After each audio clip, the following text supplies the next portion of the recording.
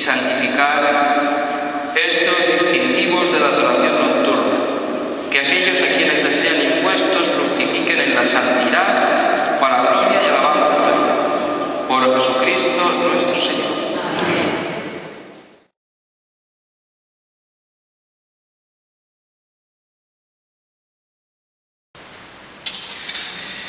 Recibid el signo de la adoración nocturna para que os sirva de escudo en las luchas de la vida.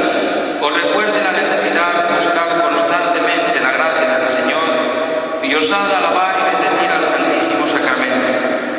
Y recibid también la vela encendida para que seáis luz del mundo y conservéis en él íntegra la fe, fortalecida la esperanza y aumentada la caridad. En el nombre del Padre, y del Hijo, y del Espíritu Santo.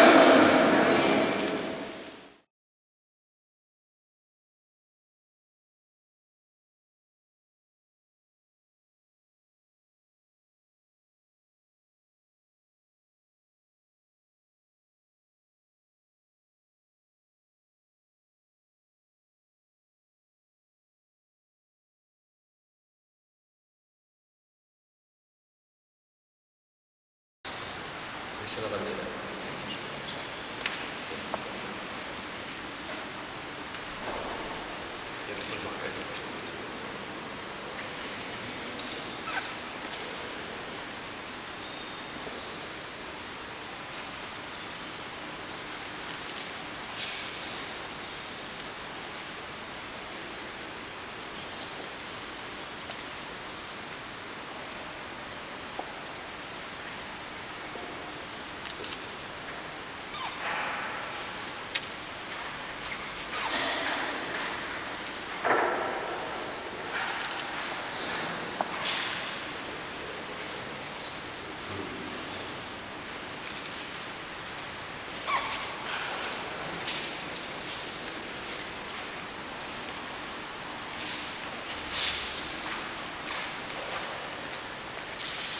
Gracias.